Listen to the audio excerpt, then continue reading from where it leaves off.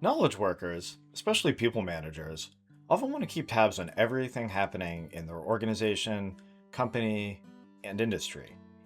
This professional FOMO, or fear of missing out, is real, especially in times of job insecurity like today. AI is often pitched as a tool to effortlessly keep up with everything. Can it deliver on its promise? We'll dive into the topic today. This is the Talk to Me PDD podcast. I'm your host, PDD. This is the show where we talk about all things tech and society, knowledge work, leadership, management, and of course, AI. Please like and subscribe, support the channel. Love to keep this content going. Love to hear from you. What topics are you interested in? What resonates? What do you want to hear more of? This is episode 59. Can AI solve FOMO?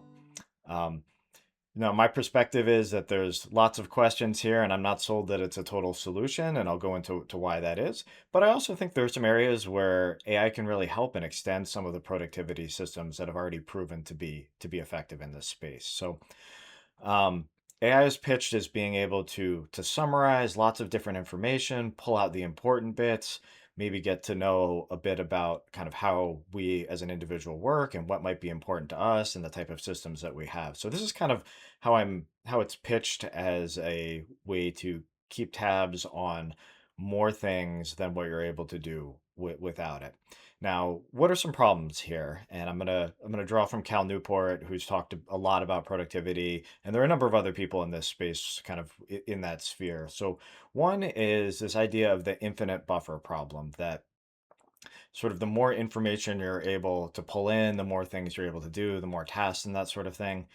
You're never going to get to the end of it. There's always more there. There's an infinite amount of things.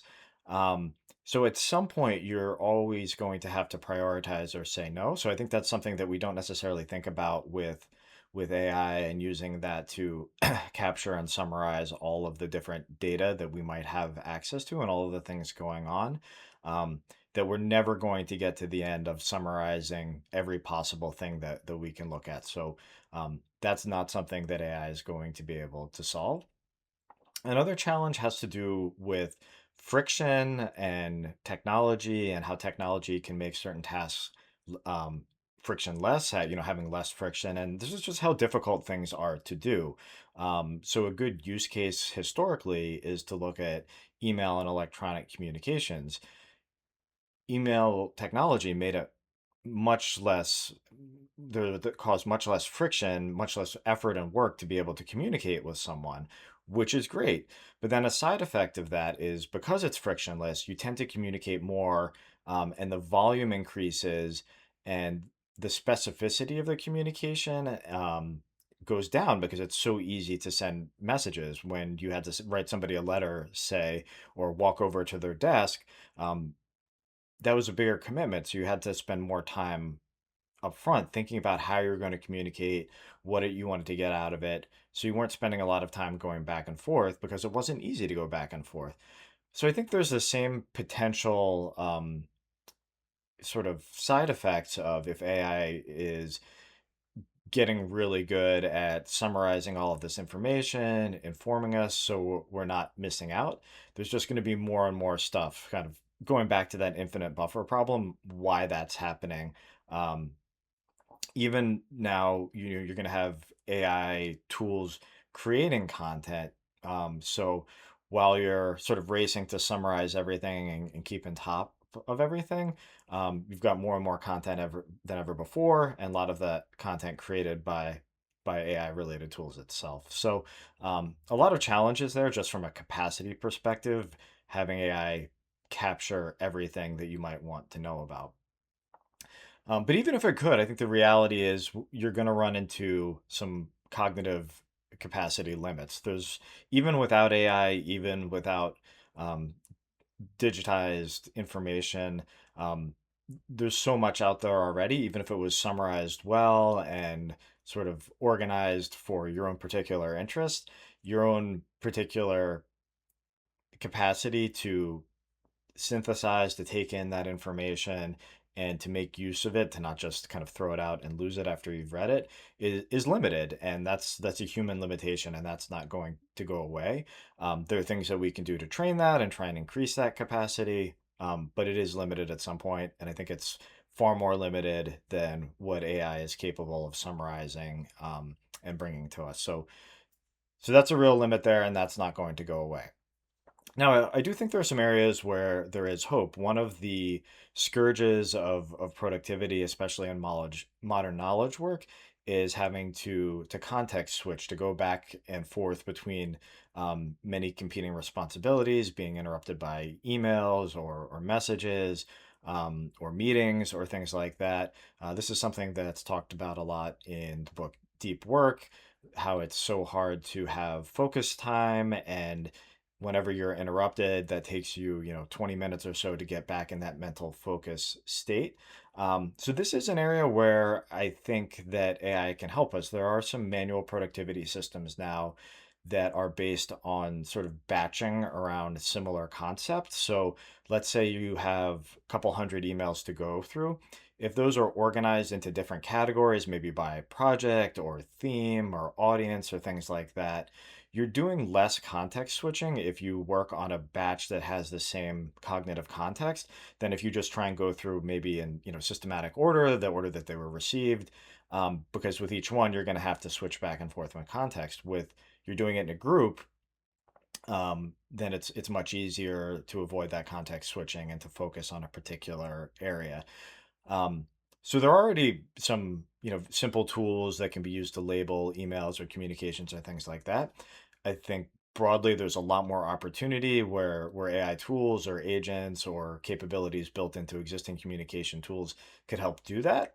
So then if you are taking this summarization or organization piece and you're able to define the categories or sort of the groupings that you want, or their AI is able to learn those from watching your behavior, then I think that can be really helpful and make it easier for people to keep track of the things that they care about. You still have to define what those things are and what the prioritization is to you, but it does have the opportunity to automate some of that organization.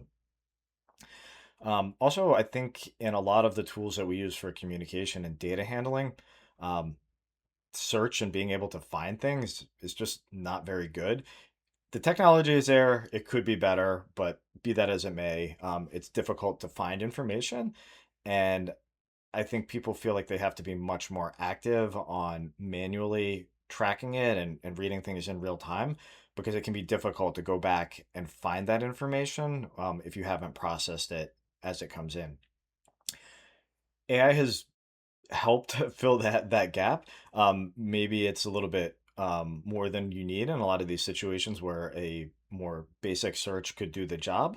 But since it's not there, AI is pretty good at doing that, and I think there's less worry about FOMO if you can go back and find these things after you've seen them initially. You don't have to be monitoring them in real time.